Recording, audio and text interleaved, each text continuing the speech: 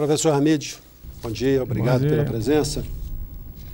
Professor, sempre que se fala em questões éticas, em qualquer categoria profissional, alguém fica beiçudo, porque acha que o comentário está direcionado a ele. Entre os médicos também é assim. Quando o senhor faz comentários aqui sobre questões éticas, o senhor percebe que alguém do seu contato pessoal no dia a dia fica aborrecido? Eu acho que pode até existir, mas é uma minoria.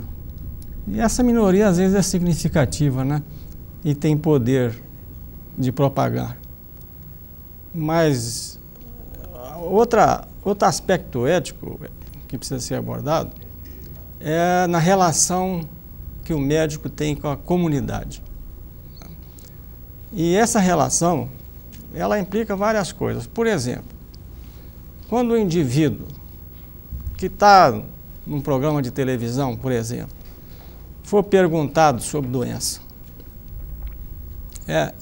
você apresenta as queixas e está tomando isso, aquilo.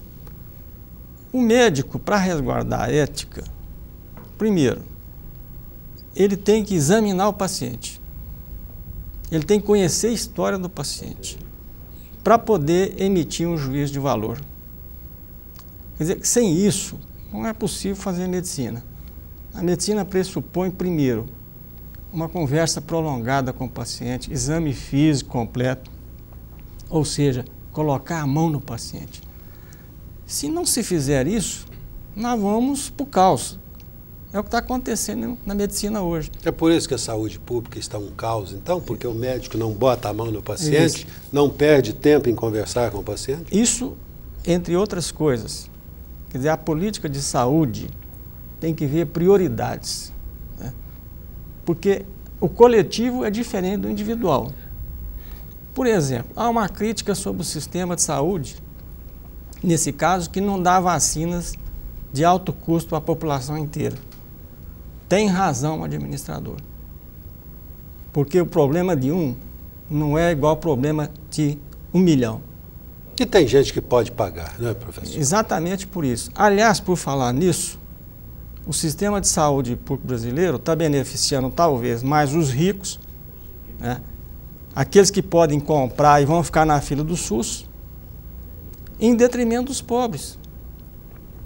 Então não pode existir esse diferencial. Então, olha, a ética é muito séria. E isso, quem fez o Código de Ética, ele o fez com muita razão. Se o pressuposto que o exame e a história que fazem o diagnóstico, nenhum médico pode emitir opinião, né, nem fazer propaganda de nada na televisão ou por qualquer outro meio sobre casos particulares. Por exemplo, fomos questionados aqui, no último programa, se o doutor Ademar Lopes entendia de saúde pública. Entender de saúde pública não significa que o indivíduo tem que ser doutor em saúde pública. Doutor Admir Jatene era cirurgião cardiovascular, não era sanitarista, no entanto, era um grande ministro da saúde. O José Serra foi um grande ministro da saúde e não era nem médico. Então, administrar e conhecer de saúde pública não é isso que o pessoal pensa, que o indivíduo tem que ser isso ou aquilo. Ele tem que ter uma visão político-administrativa do problema. Tanto é verdade que muitos ministros, muitos chefes de secretaria, etc., eles não são médicos. E nem a necessidade que seja médico para entender de política de saúde. Porque política implica em dinheiro. E o médico, ele não fabrica dinheiro. Então a política é uma coisa, a ação é outra. O indivíduo pode ser doutor, excelente, espetacular.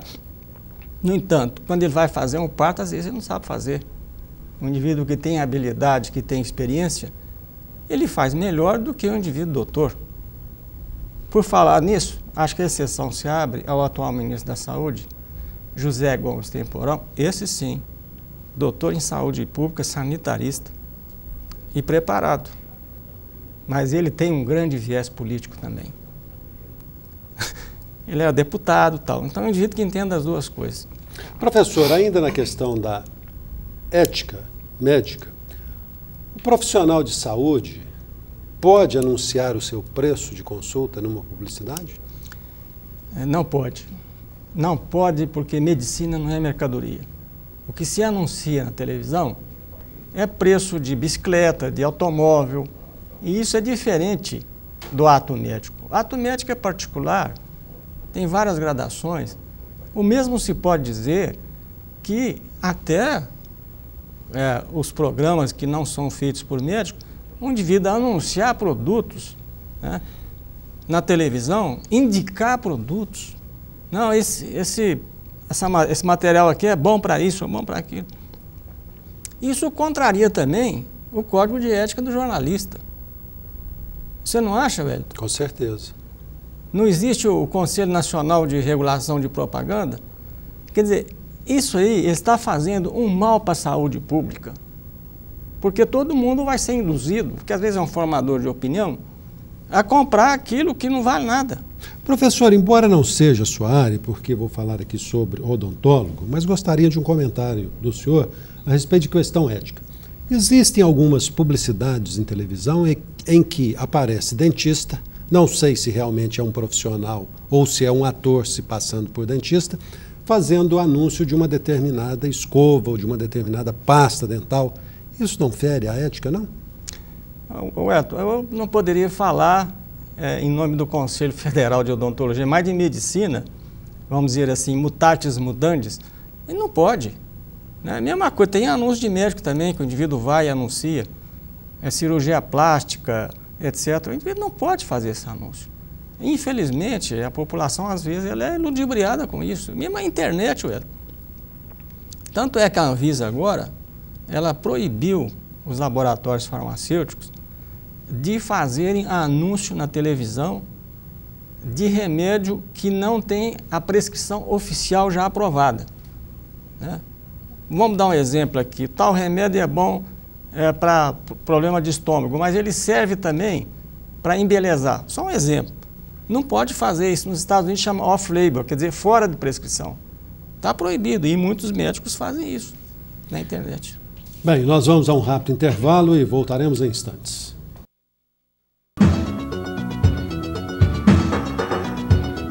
Apoio Cultural Unimed. O melhor plano de saúde é viver. O segundo melhor é Unimed. Professor Hamid, por favor, apresente o nosso convidado de hoje. O nosso convidado de hoje, até a propósito, né, é um hábil, experiente cirurgião, né, um dos melhores aqui da região. E para ser cirurgião tem que ter conhecimento, é imprescindível conhecimento. Mas se ele tiver conhecimento sem habilidade manual, tanto que a palavra cirurgia quer dizer trabalho de mão. Né? É o que usa a mão para trabalhar. E o cirurgião geralmente é privilegiado por vocação para isso. E o nosso convidado aqui é o doutor José Afonso Félix, né, que é um urologista, trabalha com tecidos muito especiais, né? Muito especiais, de pequena dimensão. E para isso tem que ter muita habilidade para não perfurar um ureter ou uma bexiga. Doutor José Afonso, muito obrigado pela sua presença. E embora o tema do programa não seja impotência sexual, mas eu gostaria de fazer ao senhor uma pergunta sobre isso. Qualquer urologista está preparado para lidar com impotência sexual? Ou ele precisa de uma especialidade? Veja bem, a urologia, antes de mais nada, eu quero agradecer ao Dr. Hamid, a vocês, a oportunidade que me dá de estar aqui e, ao mesmo tempo, parabenizá-los por esse excelente programa que orienta a população, a sociedade. Vocês estão de parabéns, viu? Isso é muito bom, orientar a população sobre a área de medicina, saúde, né? Bom, não só a urologia, mas como várias especialidades, hoje nós temos as subespecialidades, né, Dr. Hamid? Eles vão dividindo, e a urologia é uma dessa. Então, dentro da urologia, em se tratando da parte de potência, né, nós temos a andrologia, né, que se trata dessa parte sexual. Mas, no contexto geral, o urologista ele é preparado para atender a área de impotência também, né? Só que como as coisas vão assim aperfeiçoando cada vez mais, alguns colegas se dedicam mais a determinadas áreas e especializam mais dentro daquela área que no caso é a andrologia. Mas de uma maneira geral os colegas têm preparação para atender sim a parte de impotência. E a próstata, ela pode ser considerada a grande inimiga do homem atualmente? No que se refere à questão de saúde? Inimiga, assim, sob o ponto de vista de saúde, não só a próstata, como qualquer um outro órgão, né? Ele tem a sua importância dentro da saúde, né? No corpo humano, né? E não só ela, como os outros devem ter os seus cuidados, né? As suas prevenções, né? Para evitar problemas maiores futuros. Mas qual é a prevenção para se evitar problema de próstata? Exato. O exame rotineiro, né, anual, né? Os homens já estão conscientes disso? Felizmente o que estão. A prática médica mostra? Os homens estão indo aos consultórios? Estão conscientes, estão indo no consultório, felizmente, né? Até mesmo as pessoas mais de idade, estamos conseguindo quebrar aquele tabu, né? Aquele medo do urologista em questão da próstata. E isso é bom, porque de uma certa forma nós estamos conseguindo precocemente fazer o diagnóstico, né, de doenças na sua fase inicial e, consequentemente, estamos podendo tratar e melhorar sob o ponto de vista de tempo de vida prolongado, né? PSA ou toque? Essa questão aí o pessoal sempre pergunta, os dois é muito importante juntos, não só o PSA isolado e não só o toque isolado, né? Os dois é de fundamental importância. José, o New York Times publicou mês passado, até nós comentamos aqui no programa, sobre rastreamento de PSA em relação à saúde pública. Nós acabamos de falar agora, né? Exato. Qual é a sua opinião? Porque cada um fala que tem que ser um nível, é 2,5, é 4, é 3,5. E o pior são, às vezes, as cirurgias necessárias, né? Exato. E biópsias necessárias, que é um procedimento, às vezes, até caro, né? Exato. Qual é a sua opinião? Olha, Dr. Hamid, eu acho que, em termos de saúde, eu considero o ser humano como prioridade. Então, sob o meu ponto de vista, eu não vejo limite assim em restringir, né, exame ou mesmo cirurgia e tratamento para o ser humano, porque eu acho que é prioridade o ser humano. Então, não adianta a gente querer poupar, querer economizar, não, vamos fazer só o PSA, não tem necessidade de você ir ao médico, não tem necessidade de fazer biópsia. Eu acho que não é uma economia que vai fazer a diferença, né? Agora, a saúde, sim, é importante, né? A pessoa fazer toda essa sequência de exames, né? A história clínica, o exame, o toque retal, o PSA e, dependendo dos resultados, lógico, a biópsia, que vai nos definir se tem alguma doença maligna ou não. Acho de suma importância, Dr. Hamid, assim, a sequência de todas essas investigações. Elton, inclusive, procede, é claro que procede, né? Essa opinião do Dr. Zé Afonso aqui, porque ela coincide com os critérios da Sociedade Brasileira de Urologia. Agora, esse trabalho, Zé, que foi publicado no New York Times, validado pela Sociedade de Oncologia Americana, ela também, Elton, tem aspectos políticos, porque isso fica caro para o Estado. Exato. Fica muito caro para o Estado esse rastreamento. Mas é o que o Zé falou aqui. Aqui prevalece o objetivo do cidadão, e não do Estado. Porque pode prevenir um câncer, né? Um indivíduo que faz o PSA, né? Pode fazer essa prevenção, aliado sempre ao toque retal, né? Exato. Isso aí nós podemos estender também às outras especialidades, né, Dr. Hamid? Por exemplo, prevenção do câncer de mama, prevenção do câncer do aparelho digestivo, prevenção do câncer pulmonar, e aí vai por várias especialidades, né? Não só a parte prostática, né? Mas também, né, da mulher, da gestante, né? Como leigos, nós temos ficado assustados aqui com as informações sobre erros em exames de laboratório. Esse é um problema, Zé. Em se tratando de PSA, são comuns os erros ou não? Olha, na minha prática, não tenho deparado muito com isso, não. Mas veja bem, eu acho que sempre que surge um problema, tem uma luz no fundo do túnel que te dá uma esperança, né? Vou citar um exemplo. Se você vê que tem um exame que não está compatível, né? Nós temos a oportunidade de repetir aquele exame, né? Você tem que associar, como o Dr. Hamid falou, a história clínica, o exame físico. Então isso não impede que a gente repita aquele exame. Mas no primeiro contato com o paciente, não é um paciente que tenha um histórico com o médico. Como o médico identifica que aquele resultado está errado? Bom, é difícil, assim, de cara você só ver o paciente e sem ter, assim, a história clínica dele, você julgar se aquele exame está compatível ou não. Isso é difícil numa primeira história, né? Mas veja bem, eu vou citar um exemplo do PSA, que ele está relacionado não só com o nível, mas ele está relacionado com a idade do paciente, com o volume prostático, doenças infecciosas que o paciente teve, né, que pode alterar o valor dele. Então, você analisando todos esses dados é que vai te levar, né, àquela conclusão se pode haver ou não erro naquela dosagem. Então, no primeiro contato é difícil você estabelecer se pode estar muito alterado ou não. Então o laboratório também pode induzir o médico ao erro.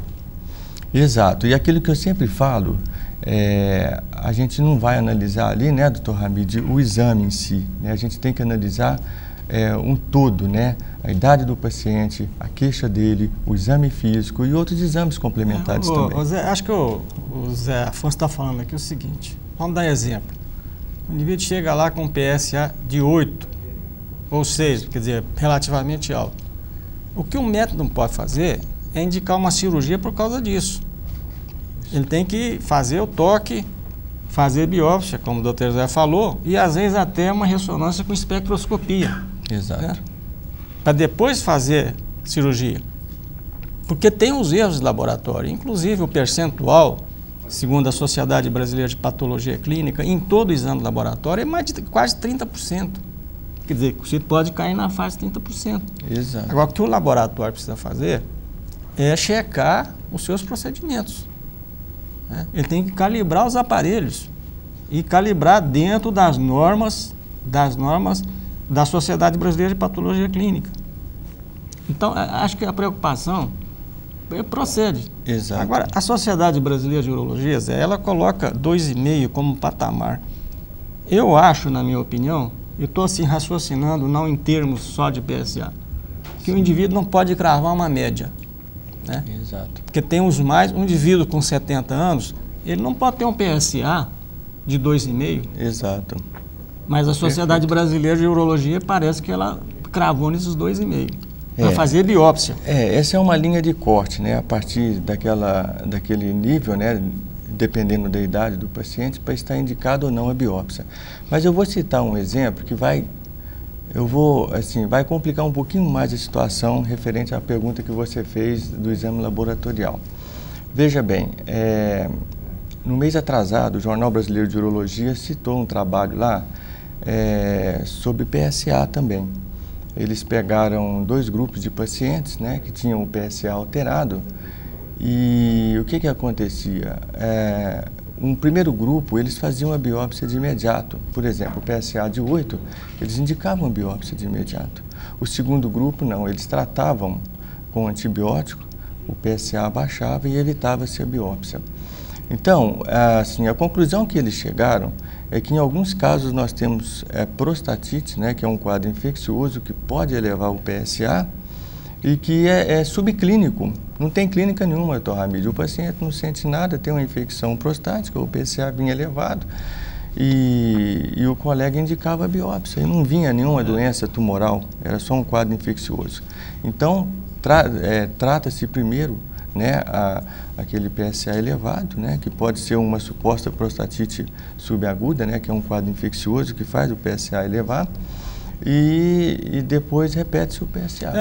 Elton, vale lembrar também, Zé Afonso, já que você falou nisso, isso eu acho que fundamental, é que o laboratório, quando for processar o exame ou colher o sangue, perguntar para o paciente, ou normal, se ele andou de bicicleta ou se teve relação sexual 24 horas antes.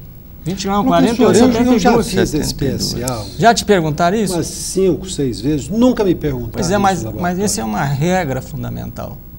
Não ter relações sexuais 3 dias antes. 3 dias, não andar de bicicleta, não ter feito exame nem toque retal. Ô Zé, é verdade ou não? É verdade. Se você tiver qualquer estímulo sobre a área prostática, você pode alterar o valor do PSA. E isso, logicamente, vai influenciar na sua conduta. Você nunca foi perguntado? Nunca.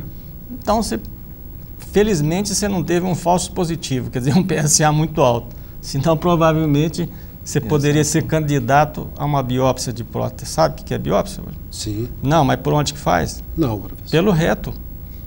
Entra pelo reto. Ô Zé, explica aí, eu estou sendo especialista no negócio. Não, mas é isso mesmo. Doutor Não, Hamid, desculpa aqui. Não, mas está certinho, né? É um exame realizado através de um ultrassom transretal, né? Transretal, só para explicar, quer dizer, pelo reto, exato, né? pelo reto, né?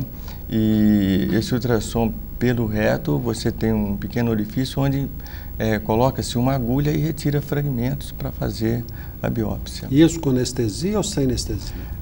Hoje você faz ela com sedação, né? Não é uma anestesia geral, mas é uma sedação onde o paciente praticamente ele não sente, né? Quais são as consequências mais comuns de uma cirurgia, de um câncer de próstata, por exemplo? É impotência sexual ou incontinência urinária? Bom, aí o que é mais comum é a impotência, né? Tem uma proporção definida? Um percentual? Em torno aí de 50%. A gente tem diminuído essa margem, viu, Dr. Hamid? Felizmente, com a melhoria das técnicas, tem diminuído. E principalmente você associando fisioterapias no pós-operatório, assim, não imediato, né? Mas aí com uns 2 meses de pós-operatório você começa a fisioterapia que pode ajudar a restabelecer a potência, né? Que tipo de fisioterapia? Hoje em dia nós temos no mercado não só bombas a vácuos, né, que vão ajudar, né, a restabelecer a ereção, mas como medicamentos injetáveis, medicamentos oral. Então, isso aí vai ajudar assim, um restabelecimento mais precoce. Por que a impotência sexual como consequência de uma cirurgia? Porque pela própria anatomia, nós percebemos que a inervação que vai levar os estímulos e provocar a ereção, eles acabam sendo afetados, porque é uma cirurgia de grande porte. Então, aquela inervação, ela é afetada. Então, você deixa de ter como se fossem os fios que vão conduzir o estímulo e restabelecer e fazer a ereção. Então, na cirurgia, aquela inervação ela é prejudicada. Aquela inervação é prejudicada e, consequentemente, vai ter o problema da ereção. Mas, como eu estava dizendo, se você pega numa fase precoce, hoje nós temos aí uma certa condição de tentar evitar que não lese muito, né? Não deixar lesar muito essa inervação. Daí e com a isso o importância resultado da prevenção, do exame preventivo. Exato. Você sempre tendo uma cirurgia precoce, você tem chance de fazer uma cirurgia assim, que pode te proporcionar não lesar muito essa parte. A cirurgia robótica? Não só da impotência, como da continência urinária também, né? Que é outro problema que pode ocorrer após E qual é a essa proporção cirurgia. da questão da incontinência? A incontinência em torno de 20%. A cirurgia robótica pode diminuir isso, Zé? Acredito que ela está engatinhando ainda. Exato. Surgiu até um trabalho aí, esse ano mesmo, né, comparando os resultados da cirurgia robótica com a cirurgia manual, né, para o câncer. Os resultados ainda não foram promissores com a cirurgia robótica, não. Mesmo né? porque quem manipula o robô é o cirurgião. É o cirurgião. Logo, se o cirurgião não tiver habilidade... Exato. Então, quer dizer, o robô apenas corta, né? Então, por enquanto, ainda nós não temos resultados promissores melhores do que a cirurgia manual, não. Acredito que no futuro talvez possa haver uma melhoria dessa parte aí e os resultados serem melhores com a cirurgia robótica. Nós vamos a mais um rápido intervalo e voltaremos em instantes. Apoio Cultural Unimed. O melhor plano de saúde é viver. O segundo melhor é Unimed. Ponto de Vista está de volta. Hoje nós estamos conversando aqui, além do professor Hamid Alexandre Cecim, que é o consultor deste programa, com o urologista José Afonso Félix. E nós temos aqui perguntas de telespectadores. O Celso de Amadeus Júnior diz: uma pessoa de 74 anos, peso 92 quilos, faz exercícios físicos, fez exame de próstata e o PSA deu 2,68. Há necessidade de tratamento ou algo mais, já que apresenta uma saúde perfeita? A saúde, aparentemente, pode estar perfeita e a próstata com problema? Sim, o que nós chamamos disso aí é de uma doença silenciosa, né? Bom, respondendo à primeira pergunta, né, que ele é um paciente sadio, né, pratica exercícios físicos, né? A questão do PSA isolado, a gente não pode julgar, é aquilo que eu disse no começo, né? Aqui ele não fala se foi submetido ao exame de toque, né? Ao exame físico, né? A história dele. E nós temos também, além de tudo isso, a velocidade do PSA, né? A velocidade de crescimento dele. O que é isso? É o acompanhamento. É o PSA dele de 5 anos atrás, depois de 4, 3, 2, até o ano atual. Por que isso? Porque essa velocidade de crescimento é de extrema importância também, né? De repente, com a idade dele, ele tem esse PSA aí já há 4, 5 anos. Então, desde que o exame do toque esteja normal e ele esteja bem, não tem risco, não tem problema. Mas veja bem, se ele tivesse, no caso, um PSA aí, num valor, digamos, aí de 0,8, depois do outro ano foi para 1,4, depois 2, 2,4, né, e vai subindo, aí é uma coisa que você deve ter uma vigilância maior e mais cuidados, né? Puramente com esse valor aí só, não tem como a gente julgar, né? Vai depender do exame físico e toda a história dele, né? Mas, a princípio, pela idade dele, não parece ter maiores problemas, não. O Natal do Cássio Rezende indaga. Primeiro ele diz que seu pai não teve câncer de próstata, mas um tio próximo faleceu com a doença.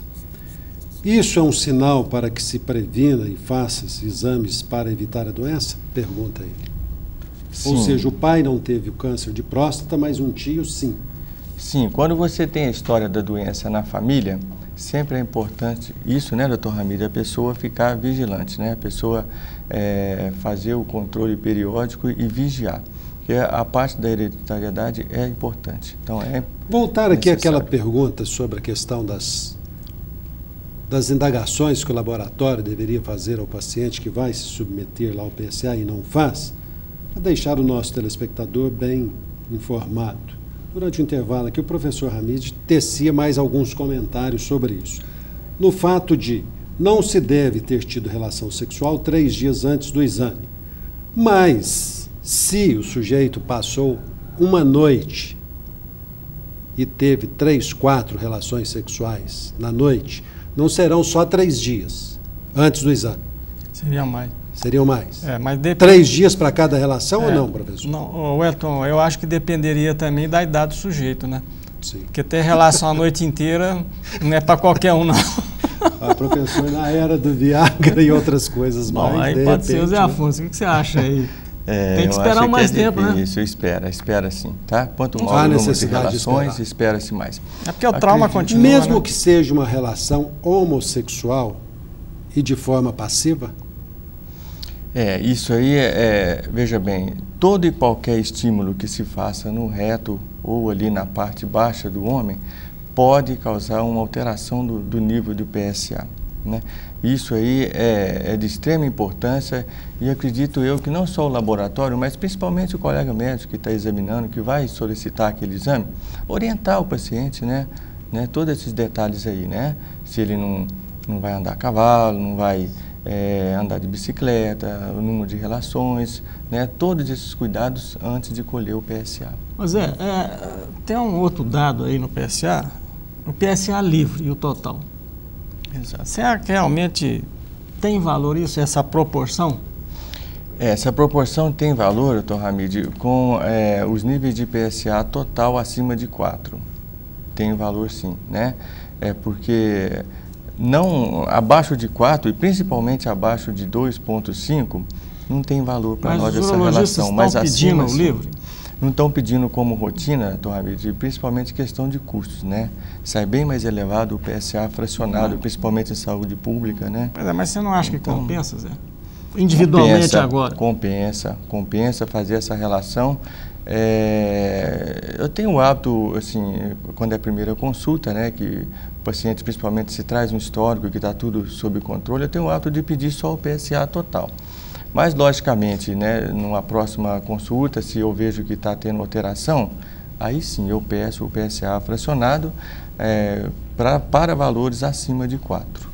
Né? Abaixo de 4 e principalmente abaixo de 2,5 não tem muita alteração, não. Além do exame preventivo, que é procurando um médico, um especialista, que cuidados devemos ter para evitar problemas com a próstata? Tem algum tipo de alimento que deva ser ingerido rotineiramente? Sim, não só quanto a tumores prostáticos, né, mas tumores de pulmão, tumores gástricos, né, Dr. Ramires? Nós vemos aí várias substâncias que podem afetar. Quanto à questão de tumores, né, de câncer, né? Alimentos, né, que têm conservantes, enlatados, né, Dr. Ramires? Substâncias tóxicas, né, drogas, de uma certa forma, né, eles acreditam que pode levar ao desenvolvimento de tumores, né, e as radiações principalmente, né, radiações, né, quem trabalha no meio que tem muita radioatividade, né, principalmente tumores de tireoide, né, mesmo de tumor, de testículos, né, ovários, né, então todas essas agressões externas da modernidade podem de uma certa forma influenciar. Saiu uma pesquisa anteontem, até foi publicada no Journal, que o exercício também físico e a abstinência de gordura, eles aumentam em 30% a 40% a chance, não é certeza, do indivíduo não ter uma progressão para um câncer de próstata, mesmo aqueles operados. Você viu isso aí, Zé? Exato, vi, exato. É uma pesquisa até interessante essa aí, né? E mais uma vez alertando, né, que o exercício físico, não só ele, mas como a dieta também, é de extrema importância no sentido, né, de diminuir a chance de tumores. Vamos falar um pouquinho sobre cálculo renal. O que existe de mais moderno para a eliminação de cálculo ao alcance da pessoa carente, daquela que depende de serviço público? Certo. Hoje em dia nós temos várias modalidades de tratamento para o cálculo renal e isso aí também vai diferenciar da localização onde esse cálculo vai estar, né? Veja bem, você pode ter a pessoa com cálculo dentro do rim e não ter dor alguma, né? Tanto é que você você atende pacientes que chegam no consultório com um exame que foi fazer uma outra investigação e descobriu que tem um cálculo renal. Então, o que nós percebemos é que vai depender da localização desse cálculo, né? Primeiro, para se ter um tratamento adequado, né? E segundo, a clínica que ele vai apresentar, né? Então, mostra para nós, Alemão, a anatomia do trato urinário, né? Nós estamos mostrando ali a anatomia do sistema urinário, do trato urinário, né? Onde nós temos os dois rins, né? Os uretérias, que são aqueles dois tubinhos que descem nas laterais, e a bexiga. Então, veja bem, se o cálculo está no interior do rim, lá em cima, na maioria das vezes o paciente não tem queixa alguma, ele não tem dor, ele não tem cólica. Mas se o cálculo desprende lá de cima e desce para aquele canalzinho, que é muito fino, né? É um órgão tubular, muscular, e ele é muito, o orifício dele é virtual, né? Ele abre umas 3 vezes por minuto, um pouquinho só para descer a urina para a bexiga, e é exatamente nesse canal que a pedra vai engastalhar e vai dar a crise de cólica renal, né? A famosa, que ninguém esquece, né? Que é uma dor muito intensa, né? E então vai depender da localização de onde essa pedra está para a gente traçar o tratamento. Voltando à sua pergunta, né, o que se tem hoje para o pessoal em questão da saúde pública, hoje nós temos o serviço de litotripsia extracorpórea, né, que o leigo chama como laser, que consegue fragmentar o cálculo quando ele está dentro do rim, perfeito? E a pessoa possa eliminar em pequenos fragmentos, né? Pode transformá-los até em areia e facilitar o seu Mas só para o pessoal entender, isso vamos dizer por leigo, é uma quebra-pedra. Exatamente, quebrar a pedra. Exato. E o laser é capaz de destruir todo tipo de cálculo? Isso que nós falamos é a litotripsia extracorpórea, é uma onda eletromecânica que vai quebrar. Agora o laser também, que é outro tratamento, né? O laser, ele, nós chamamos de home laser, ele é feito endoscopicamente, né? Entra-se pelo canal da urina por baixo, né? E ali a gente chega até o cálculo e lá o laser desintegra esse cálculo, né?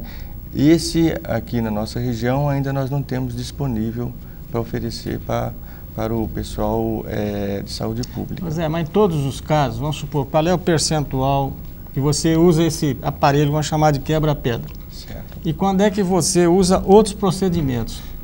Por exemplo, entrar por via endoscópica, quer dizer, enfiar um catéter pelo aquele tubinho que chega no rim. Isso. E quais são as dificuldades? Bom, veja bem, eu vou citar um exemplo para ficar mais fácil para a gente entender. A pessoa tem um cálculo que está dentro do rim, né? Não tem dor, não. Então, o que nós temos que fazer? Uma vez diagnosticado, você tem que eliminá-lo de uma forma menos dolorosa, mais prática e rápida. E isso nós temos a litotripsia extracorpórea, que é o quebra-pedra, certo? Bom, uma vez quebrado o cálculo, a gente consegue uma eliminação aí de 60%, 70%, assim, a pessoa ficar livre daquele cálculo. Mas uns 30% pode acontecer algum fragmento que desce e engastaia nesse canal chamado ureter.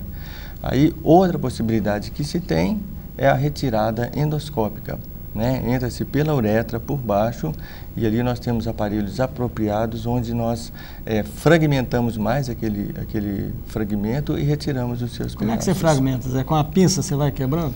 Nós temos o que a gente chama de litotridor.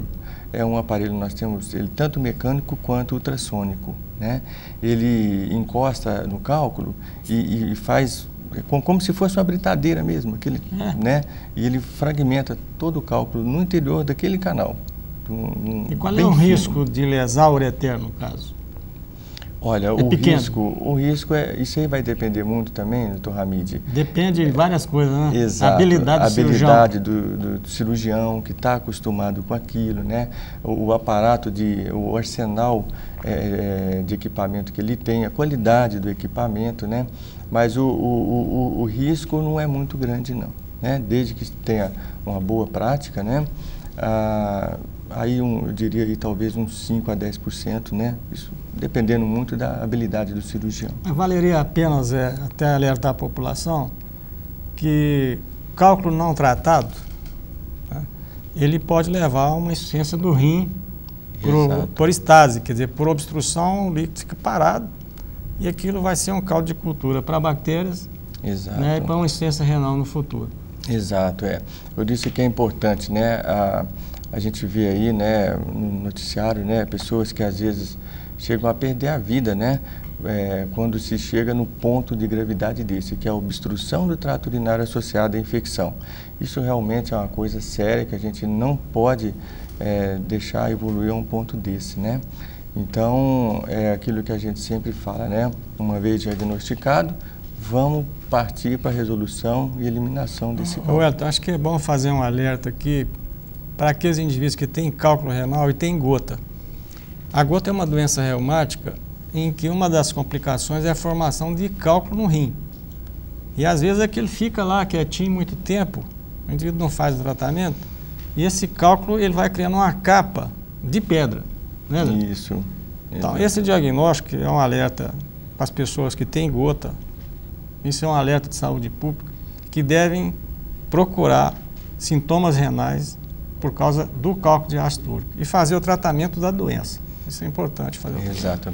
O nosso telespectador Celso, aquele senhor de 74 anos e 92 quilos, que fez aqueles comentários sobre o seu próprio exame de próstata, diante dos seus comentários sobre a necessidade de se saber a evolução do exame de PSA, ele voltou a ter contato aqui com a Divaina e disse que num primeiro ano PSA deu 1,70, no segundo 1,88, no terceiro 1,96, no quarto 2,20 e no quinto 2,68. Quer dizer, está havendo uma evolução. Exato. Algum comentário que possa ser feito para ele?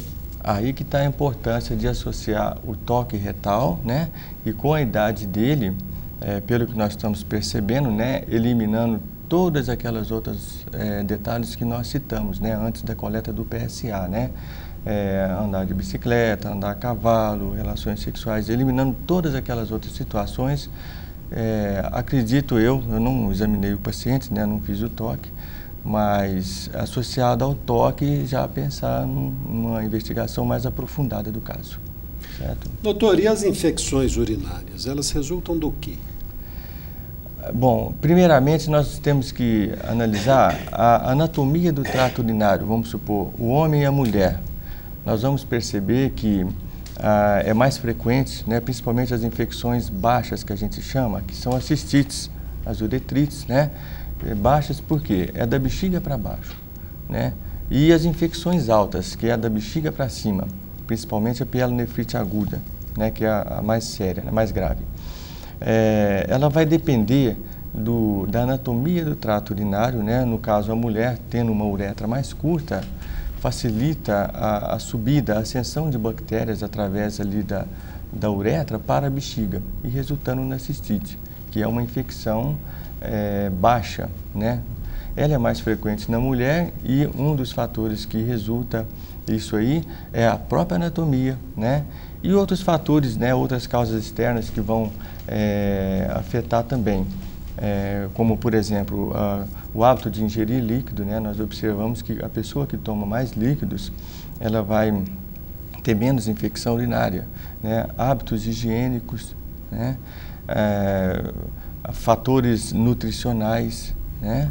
E outras doenças associadas, como diabetes, né? Doenças reumatológicas, né, que podem estar associadas a uma alteração da imunidade, da defesa da pessoa e facilidade de adquirir essas infecções, né? Mas de uma maneira geral, nós observamos que hábitos alimentares, higiênicos, são fatores que vão interferir muito na frequência de infecção. Um conselho para o nosso telespectador. Exato. É que tenha o hábito sempre de estar tomando líquido, certo? Qualquer sintoma que estiver tendo no trato urinário, seja uma disúria, né, que é a ardência, né? Dor lombar, no caso da infecção alta, né, que é a pielonefrite, associada à febre principalmente, né? Todo e qualquer sinal, procurar fazer pelo menos um exame de urina, um hemograma, né, Torramide? São exames rápidos, exames que está tem que ser bem feitos, né, Zé? Bem feitos, né? Logicamente, antes disso, procurar o médico, né, ser examinado, né, colher essa história e fazer os exames, né? Não deixar a coisa ficar piorando, agravando. Ok. Nós agradecemos aqui a presença do urologista José Afonso Félix em nosso programa e as suas orientações para os nossos telespectadores. Muito obrigado. Agradeço a todos. Professor Hamid, alguma consideração final? Acho que foi tudo muito bem dissecado, né? A necessidade não seria eu também a fazer observações aqui sobre a brilhante explicação aqui que o Zé deu, né? E em relação às nossas doenças reumáticas? Essa aí tem muita recomendação. Primeiro, levar em conta que são 250, aumentou o número, hein? 250 doenças reumáticas, não pode só tomar benzetacil achando que vai resolver o problema. Perfeito. Não se deve simplesmente procurar uma farmácia. Professor Hamid, muito obrigado. Nós esperamos o senhor aqui na semana que vem. E nós queremos dizer aos nossos telespectadores que começa hoje o bazar de quitutes e artesanatos lá do Centro Espírita Fé, Amor e Caridade. É beneficente. A arrecadação será destinada à confecção de enxoval ou de enxovais para bebês. Este bazar, que começa hoje, se estenderá até a sexta-feira, sempre das 18 às 21 horas. O Centro Espírita Fé, Amor e Caridade fica na Rua Alemanha, 840, no Boa Vista. E no dia 20, o bazar lá da Sal da Terra, a Igreja Sal da Terra, do nosso querido pastor Terço, na Rua Vital de Negreiros, 1074, das 8 às 22 horas no dia 20. A todos vocês, muito obrigado pela audiência. Amanhã nós teremos aqui a doutora Elia Angotti. Ela está prometendo botar a boca no trombone contra alguns médicos que estão tirando pacientes da rede pública com informações mentirosas e puxando esses pacientes para os seus consultórios. Até amanhã.